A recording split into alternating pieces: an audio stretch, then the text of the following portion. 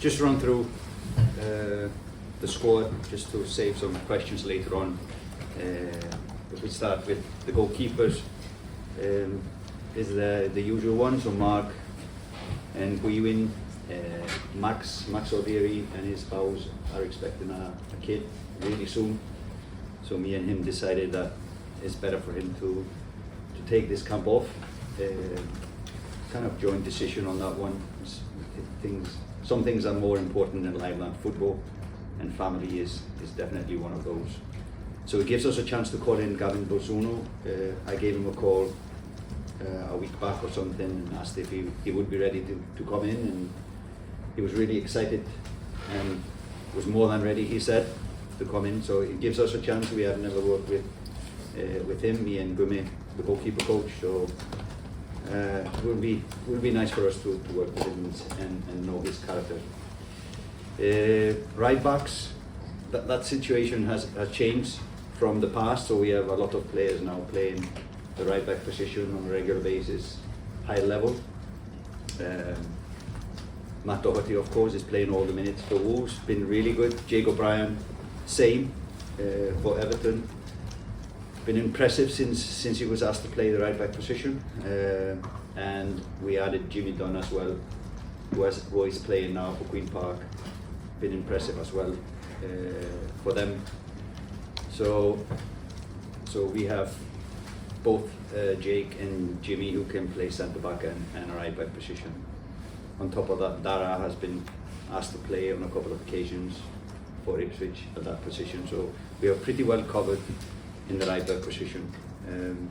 Not even Seamus is back to fitness, was in the squad against Wolves, but hasn't played for a long time. Spoke to him yesterday, and he was obviously not thrilled with not being in the squad. He wants to always to be in the squad, like everybody should, but understood it. We would select Matt and Jake. Centre back position, Scales is both injured and suspended for the first game, so we have to leave him out. Gives us a chance to call in James Abankwa, exciting player who's been playing really well for Watford of late, been man of the match a couple of occasions and really impressed us. So it gives us a chance to bring him in and see what he can do in our environment. And then Dara and Nathan is playing every minute for their clubs. The left backs, same as before.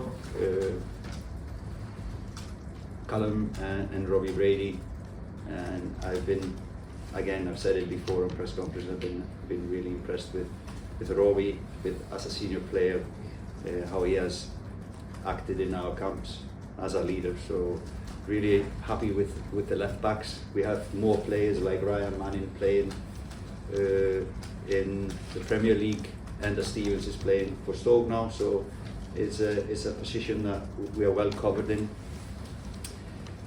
The midfielders, the midfielders are more or less the same as we have had.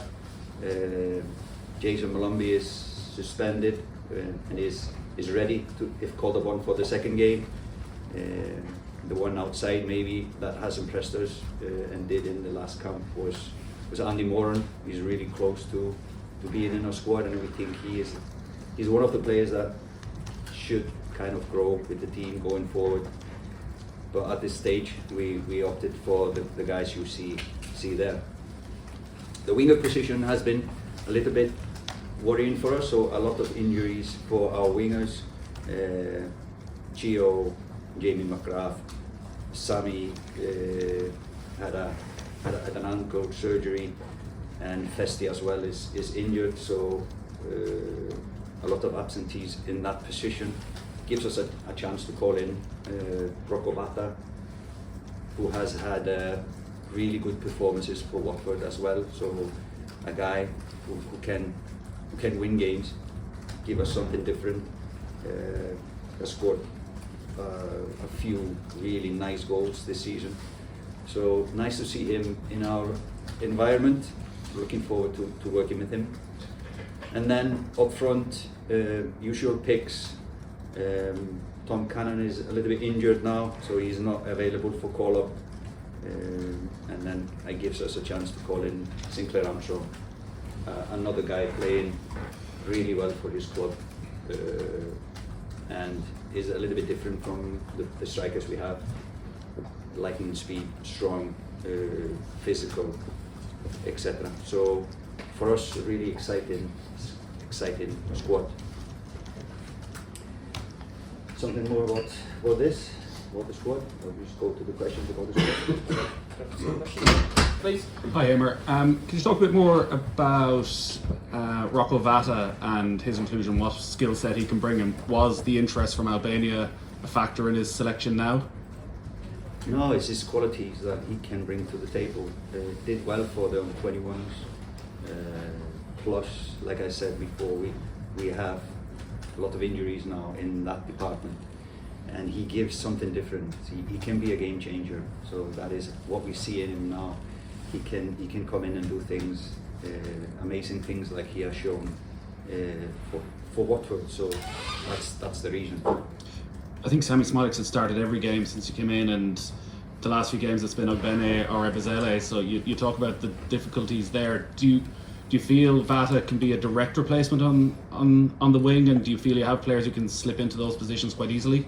Well, that's going to be exciting to see, both on trainings and then in games, what he can bring to the table. But he has the potential to become one of the good ones, the best ones. So that's what we see in him. I think it's 11 changes since the squad that you announced in November, obviously for suspensions and injuries. How frustrating is it that you haven't been able to get that settled, consistent squad that you've been looking for? That's the life of a national team coach. You will always have players missing, and like you said, Gio was always, until he got injured in the team. Sammy has played, like you said, all the minutes. Seamus, of course, was in our head the number one right back. So it's nothing we can do about that, but we just continue to work. And the good thing about this is it gives other players a chance to show what they can do. So it's pros and cons. What are your thoughts on Evan Ferguson and his lack of game time? You've been willing to start him in matches even when he hasn't been playing for his club. Do you still feel comfortable starting him in these matches, particularly with Troy Parton and Adamita getting such good form? You can't hardly see in the minutes he's getting if he is really ready. So we just sit down and talk and see him on the sessions we have leading up to the games. But obviously we would prefer for him to play more than he is doing, and we all like to see him play day in day out. A lot of the talk, as you're aware, ahead of this was Josh Owen's inclusion in the provisional squad. Didn't make the final squad. What can he do between now and say June in the League of Ireland to put himself in the mix for the final squad? I would say, I don't know the past, but from what I've seen, he's progressed only this year a lot from the first game I was watching until the Conference League games, the final. So he has progressed. I think he's in a good trajectory in his career. So just continue to do what he's doing. I think that's the key. And for more players as well, there's a lot of young players, and this is a young squad. There's a lot of young players that just need to develop where they are. I know you touched on Stephen Bradley's comments on the Late Late Show, but that line that you said, hopefully they get a career change from this success. Stephen Bradley obviously had very strong words about that. Ridiculous, out of touch. What's your response to what he had to say? Yeah, well, for players to leave the League of Ireland to get into the national team, it was not, the intention was not what the words. I think you were all in this meeting, so probably I would have been asked questions if you would have interpreted that way. But if I said it in a way that players need to leave to get into the national team, that was absolutely not the meaning. So if I said it in a wrong way, my English is not perfect, but if I said it in a wrong way, I apologize for that. That's absolutely not my feeling. And if you look at my past as a national team coach, I've regularly taken players, domestic players, into the national team, whether it was the Icelandic League or it was the Jamaica League. I've regularly taken players from the domestic leagues just to shake the boat a little bit and just show respect to the leagues, and especially when you do as well as Shamrock Rovers did, then for sure you're playing at the level that we are comparing with the other players. So it was not meant in any way as a disrespect to the League of Ireland. If it came across that way, I'm man enough to say I apologise for that, but it was absolutely not what I was thinking when I was saying it. So if we look back, for example, to Iceland, when I was the coach there, we did a study on players who left the League of Iceland, and half of these players came back to restart their career. They didn't make it where they were going. So it's always individual if it works for you to go abroad, and then you need to pick a good team to grow. And it's no shame in that, coming back and restarting your career. So it's individual, if it's better for you to go or better for you to stay. But I think this is a good opportunity for League of Ireland to grow and play young players, especially when you do good in these European competitions. You will always draw attention to you and the club and the coach. So what I was saying was complementing what is probably going to happen is that there will be attention, big attention on the players, big attention on the coach, and big attention on the club. And for the League of Ireland, it's a positive spiral. Now other clubs will be looking at what are they doing, what's the club doing, what's the coach doing, what the players doing. I want to do the same, and I think it's only going to grow the League of Ireland. Just when you're assessing players for this squad, how do you assess the players who are playing in the League of Ireland? How do they compare to the players in England? What league would you equate it to? I don't do that. You know, it's individual. You look at the individual. You can be a good player in a team that's doing badly. So it's always on an individual basis, not what the club is doing. Thanks. Gavin Kelly, please. Sorry, Heimir at the back. It's a very young squad, I think. If I'm right, there's only 2 guys over 30. To what extent are you picking a squad just to beat Bulgaria, or have you guys in the squad who you're assessing with a view to the World Cup qualifier? I think it's important to win these two matches, but of course the big thing is the World Cup qualifiers in September. So I would say it's a mix of both. It's a good question. It's a mix of both. We must think ahead, and we always need experience in our squad. We have pretty good experience in this squad, but we have then a lot of young players as well. A good question. Yeah. And then, as you say, with half an eye on the World Cup qualifiers, what area of the team do you feel you need to develop more depth, or do you need to look at different people? Are they the winger positions, or? Yeah, now today is the wingers position. We have a lot of absentees in those. So the regulars, if I can say regulars from our past camps, are missing. So it gives a chance for others to show, and we can explore a little bit in those positions. Before it was the right back position was 2 senior players, and then there was no one else playing at a high level. So now all of a sudden it just changed, and we have a lot of players in that position playing at a high level. Yeah. So no, it's always different from camp to camp where you're looking. Yeah, and then just lastly from me, obviously it's been a few months since the last international window. In that time, have you looked at any potential international recruits through FIFA transfer system? Are you looking at anyone? Yeah, so I think I told you last press conference we sat. I normally try to divide my time into slots. So December, January went into the second layer of players. So there's no reason to be watching a player in December what he is doing if we are looking to play in March. So we've used our time pretty well in December and January to look at the next layer of players and the possible in the future. But I'm not going to discuss anything about possibilities in the future. But we've done a lot of work on that one, and now the FAI has just hired a new what's it called? Head of Talent ID. So that will be his job in the future to monitor the possible players. I'm sorry, lastly, I know you don't want to mention any names. Could you get people in November, June? Is for like a thing that close? Could be some, but it's been a real interest from players to want to play for us. But it needs to be the quality and the right reasons. I suppose looking at the squad, there's still an element of development, even though this is the strongest squad available for you today. If this squad was to start the World Cup qualifying campaign, would you still have the confidence that you've shown about qualifying? And as a result, I suppose, are you thankful that the qualification doesn't start till September? Yeah, we've also had this question about my time here, so I haven't had much time straight into official matches, and that gives us little time to explore things. You need to select the best players, you think, or you cannot be thinking further ahead.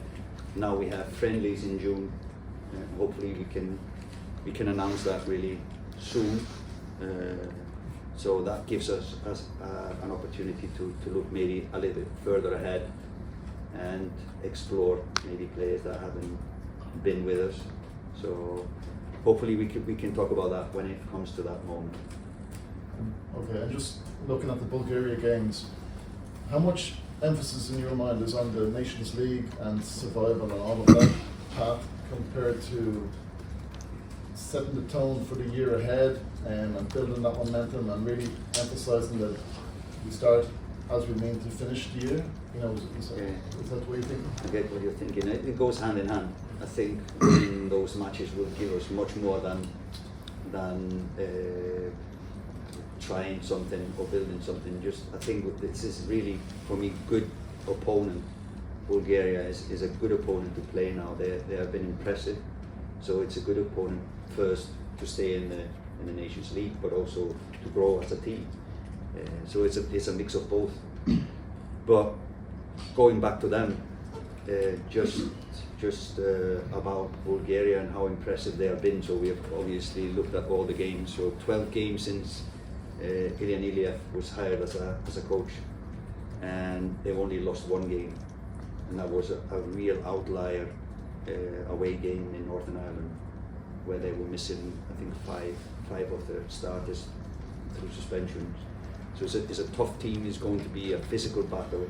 They're compact, and they're hard to break down, really hard to break down. So that's going to be a test for us. I think if we exclude this outlier, they're 0.6 goals per game. So it just shows how difficult it is to score against Bulgaria. But it's been really impressive to watch them and analyse them. Heimir, Andy Moran, you mentioned him after Wembley for about 14-15 minute cameo. What's happened? I know Stoke are struggling in the Championship, and I don't even think he was in the team there, but what's happened with his progress at the moment that he's not, we don't have him? No, we just think, looking at the game we're playing, I think other players fit better to play this game. It has nothing to do with somebody is on a downward trajectory. I think he's in a good path. He's playing a lot of minutes at Stoke. Some good, some not as good as young players normally how young players normally will perform. But he has been impressive. And again, I said it, I think, when I was talking about the players. He was one of the positives from the second half against England when he came in a difficult match, and he took responsibility. He was comfortable on the ball, under pressure, etc. So he is one that I think should grow with the team towards the future. Sean O'Connor. Hi Heimir, you spoke about the League of Ireland there. Just last month Stephen Bradley came out, he said he felt there was a little bit of a disconnect between the national team and the League of Ireland. Just how would you respond to that? Well, it certainly feels that way.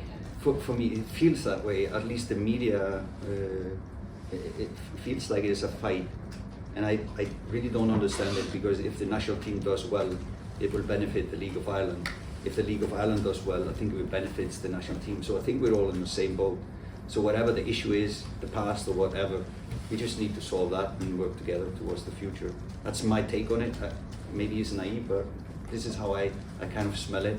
But new in the job, more or less. So I'm trying to get to know the culture. So, for example, this week we stayed in the Northwest, 2 days in Sligo and 2 days in Donegal, just talking to the clubs and coaches and the players and getting to know a little bit more about the league and I need to do that because I haven't spent a lot of time and I don't have the knowledge you have on the League of Ireland, so I need to catch up.